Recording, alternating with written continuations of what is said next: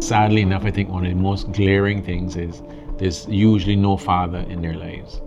So that I would see, every year probably I get a new case a day, more or less, almost. Sometimes more, sometimes less. And I would probably meet one father a year, maybe two. Right? And so that's a big, that's the saying you can't help but notice, right? You can't help but notice that the person coming to you and saying, Mr. Pilgrim, my child, is almost never the father. You know, I meet, as I said, if I meet 3 fathers in a year, I'm like, wow, how come I meet so many fathers? I'm Andrew Pilgrim. I'm a lawyer in private practice in Barbados, mostly doing criminal defense work all my life, occasionally working for victims who are victims of crime. So I've had a long opportunity to observe some of the challenges that people in Barbados have through this work in the system. When I started practice in '92, the types of murder cases I might have been involved in: 2 men in a rum shop fighting, somebody gets a bad blow, takes a bad fall, seriously injured, bleed, they die. I'm not saying that that is a good thing, it's a terrible thing, but it's very different to the types of murders we get now, in which usually a firearm is used, and in which there's no, you can't say, well, it was because 2 fellas were having too many drinks. Quite often it's premeditated. So this level of seriousness of the crime is much more significant to me. And obviously there's more crime now than when I started. And the impact is widespread. So you see, numbers of people coming before the court who are first timers at 17 or 18 or 19 or 20. And I start, as a person out looking at the society all the time, start to ask yourself, well, why is this happening? What are the common denominators of these people? Trying to work out what part of our society are we leaving behind? What is the impact of their actions on their family, on the families of victims? You start to analyze it maybe more deeply than you do as a young man just trying to start a career. So, looking back and looking over things over the years, you just start to say, there's some common problems here, and are we really addressing those? For example, there's a big push now to get rid of the backlog of cases. I think that's very important. But more important is to ask ourselves why we have 48 murders in a year, and most of the perpetrators are believed to be between 17 and 24, which was really uncommon. And you used to have certain celebrated bad boys in Barbados back in the early 90s, and those were the guys, and these guys usually in the 40s or 50s. So it's a worldwide shift, yes, but you got to ask yourselves, what can we as a society do to prevent them getting into crime in the first place? We really need to ask the question, why are we committing crime, and especially violent crime? I have my ideas. I don't know if I've done sufficient research to say that my ideas are right, but what I can say is the common denominators of the typical offender who I represent, these are them. They typically have no certification of any kind in terms of schooling, so they don't have any CXCs, they don't have any even school leaving, they don't have any, so school has not been a benefit to them, or they have not gotten anything to show on leaving school. Typically, they're also not involved in any organized activity of any kind, so they're not playing football for a team. They might kick a ball if one roll down the road. They're not playing for a team, so they're not involved in what I guess we would traditionally call social activities. They're not involved in drumming or dancing or acting or filmmaking or any of the creative areas, or they're not really into those either. As I say, it's a long time doing this work, right? And I don't get a strong sense that people are deterred by the justice system. And the justice system doesn't deter people. The justice system, it has its weaknesses, it has its strengths. But generally speaking, I don't feel like most people that commit crime, violent crime, don't plan it.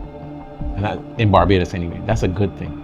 There's some premeditation in the sense of they have a gun, and man, I hate them fellas from up in wherever, or them hate me, or that man was thinking at my girl, and whatever, that type of thing. But it's not the sense of organized crime that you might find in some of the other territories nearby.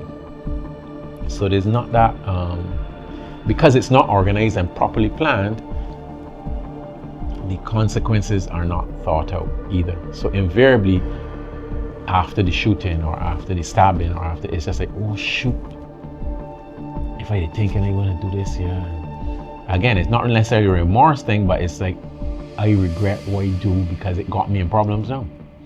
And up at the prison, begging the mother to call the lawyer.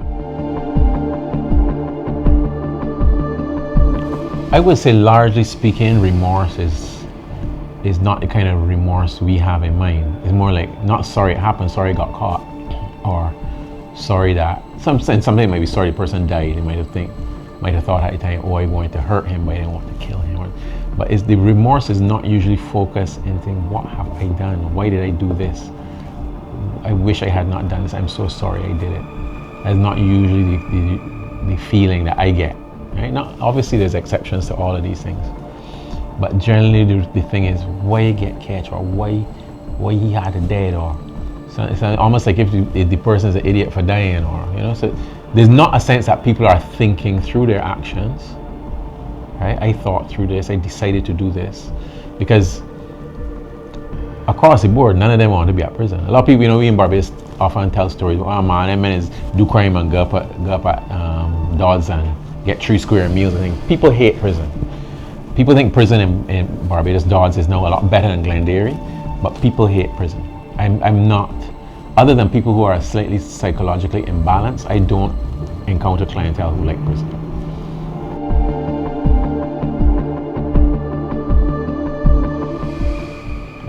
That's been my experience. All this is just anecdotal, right? I don't have no stats about this. Sometimes a guy maybe does some time, and all the time he's doing that time, still ain't really in a remorse state. But then if he had a child just before or just after, he starts to think a little bit differently. Because a lot of people, if they are really thinking, they think, I want to do, when seeing this child, I want to do better than my father did by me. Right? I know what my father was to me. I know how he failed me. I don't want to fail the same way. So my experience is that, as opposed to people, for example, finding the church or finding the Lord, and not that he was lost, but reaching this point of thinking, oh, I have seen the light, I think. Maybe it's that we're in a different place in terms of our relationship with the church, I don't know. But more than that, I see people saying, Pilgrim, when I look at that little child, I look at my daughter, I tell myself, I can't go back to prison. I don't care what it's, but I'm going to work, I can do an honest living for my own, this is how it's going now. So you see that type of a whole different approach to their own lives, whereas 7 years before, or however long before, the attitude was, well, I ain't give a F. I was shot here, and whatever happened. Pilgrim, we're going to sit down for here, I ain't care. But then when you have a child now, sometimes, not for everybody, but for some people, that makes a big difference. So it's almost like if we can find a space of making people value their own lives, first and foremost. Because if you have the attitude where you were going to sit down for him, a fella just left in here, just before you came, saying to me that he was waiting on a lady to go and chop she, because she needed dead Pilgrim, whatever, just left in here. I said, well, you have 2 children. How is that helping them? If you chop that woman and go to prison, this is somebody who's done time already for manslaughter. How is that helping you? How is it helping your 2 children and the mother of those children who live with you that you're supposed to be so support for? And this is not a young person either. This is a person now that had the experience of prison. So he should be in that period that I'm looking for that to see that turnaround. But I ain't seen it yet. So everybody's different, obviously. But I think you have to have a sense of the value of your life. You have to feel like you have a reason to live. You have to want to live. And obviously want to live past 23. I'm talking about live a real life, live a full life, and to be, to not just to be an educated person, but to be a person that gets to experience different things in life. There's a lot of people in Barbados that their experience of East Coast is that they went there once on an excursion. They've been walking some of those nooks and crannies on the East Coast and bathing in a spring. They haven't had that experience because they ain't got no father carrying them to do those things anymore. Got people in Barbados that never dig a sweet potato and roast it, never roast a breadfruit, never. It's just like, what are you living for if the high point of your life is to be on a block, relax with your friends, drink some alcohol, smoke some weed, and have a woman? I'm not saying, I mean, there's some merit maybe in some of those things somewhere, but if that is the focus, if that is what you do on the daily, and you don't have an ambition maybe to travel or to learn or to, a lot of us have phones. I'm a victim of it too, so then you just stay on the phone and do something, scroll and just watch videos of sports or women walking up or whatever it is that you're doing, Beijing too, whatever it is, what you living for? What do you want? What you want to achieve? And if you're not having those thoughts at all, whether it's because you're numbed out because you're high, what prevents you then from valuing your life or the life of the person who you feel want chopping or want shooting? Why would you think I can't take a person's life into my hands? I can't shoot somebody. What makes you think about those things if you can't even get to thinking that your life got value and that you plan to live past 23? You have no education, you have no work prospects. Your best prospect is to get a weed whacker and mess up somebody's lawn. Buying a weed whacker don't make your garden, as I was hearing somebody say there on the radio the other day. And what is it that's gonna make you feel motivated to wake up every day?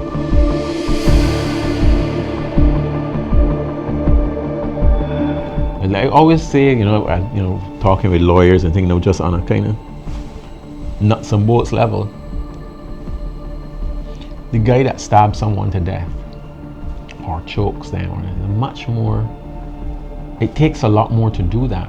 Because I could stay from here and do something and kill a fella if I could shoot. Although the big argument about whether fellas in Barbados could shoot or not, that's a whole other story. But the point is, you can be a coward and shoot. You can be at a distance and shoot. You don't feel the person's last breath on your body when you stab them. It's very different. So it's a kind of a better word for it. But you put a distance between yourself and your victim when you shoot them, and it makes it, for that reason, I suppose, easier. I have this theory that we're generally a kind of angry people.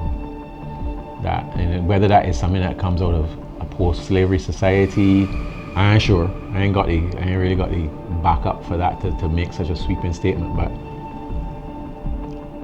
we get to be quarreling really fast. And I don't know if it's because we have never been taught about ways to resolve difficult situations, or how to manage our anger. It's hard to know for sure, but the key to men want to be attractive to women, right? They want to be men, whatever that means. So the question is, what does that mean? Now, in the context that you don't have a father in your life to tell you, well, this is what a man is. A man is a protector, a provider, for example. If you don't have that image, a man is a strong man, a tough guy, a man who you can't test, a man who don't tolerate disrespect. And that is the man that probably people will see, the image you'll get on the block.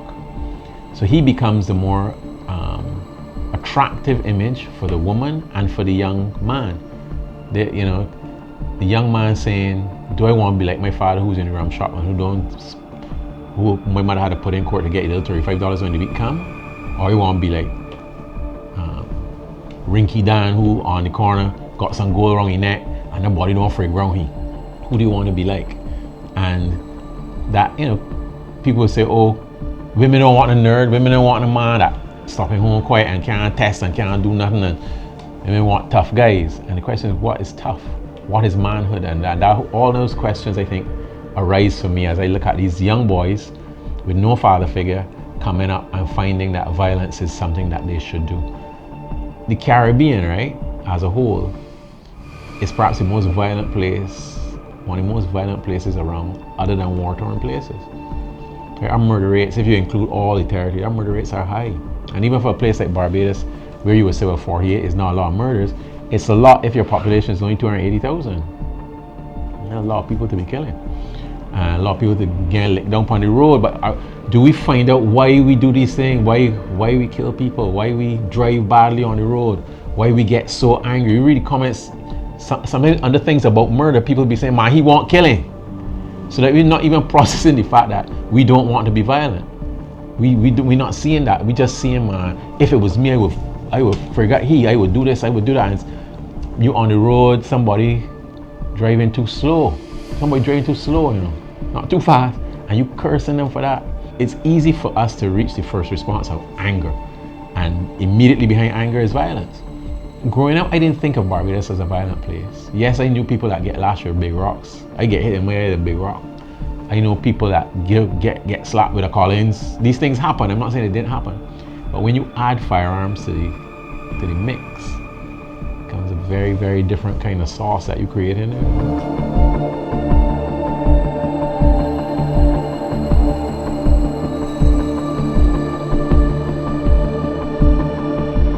The big thing, Ricky, to me is the armory, what you have. In other words, you can picture just seeing you here. Remember days at school, we see a fellow walk. If it had a rock here, right? The rock is the first tool. That's the standard. You're gonna lash around with a piece of stick, 2x4, or you're gonna pelt a rock. And the thing about that is that the first blow might not hit, the first pelt might not hit, or the lash might not hit. Other people around hopefully will not just be filming, but will be intervening. You have the opportunity to cool them. But when you fire a gun, even if you miss, you might miss the target, or you might hit someone else. You might. It's not something that you can just walk away from in the same way, because now everyone knows he has an illegal firearm, more than likely, and is acting in a way that makes us feel afraid and threatened. It's not like fella could take the rock from he, put you down there, geese and sugar water to drink and talk to you. So the schools to me have to have, yes, this role of retooling to find out who is who and what makes them tick, and motivating them. But I'm also a fan of teaching people the things you want them to know.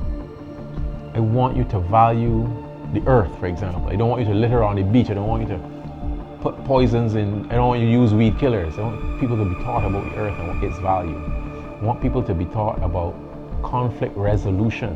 I'm not waiting to hope that you will learn about it at church, or that your mother teaches you, or your father teaches you, or because your father, where is father anyhow? So you ought to teach conflict resolution. You ought to teach people that when there's a quarrel, you can walk away. And it don't make you less of a man to walk away. Schools have to provide now what mothers and grandmothers of yore used to do, because our society has always been female dominant in terms of most of us are raised by women, but it's just that those women had the support of an extended family that was committed to them in the past. Nowadays, for all kinds of reasons that I don't want to necessarily explore right now, our parents are a bit younger, women are younger, but they're also not getting the same support, based on my experience, the same support of the extended family to raise that child. So we say the father was always out, right? Now granny probably out of it, auntie probably out of it, so it's that lady by herself, right? I want you to imagine being a single mother in Barbados, catching 2 buses a day with 2 children under 10, right? I want you to imagine your evening on a rainy night when you have to do shopping and collect your children and go home. That life ain't easy. That life ain't easy, and you ain't had no time to spend with those children to make sure they do their homework, make sure they put themselves in a position to be enjoying their school life and improving and learning. And so we had a hope that school can fill some of those gaps. So we had to teach people parenting. We had to teach people anger management. We had to teach people how to treat each other, how to treat the earth, how to treat things that you feel, man, by learning things at home.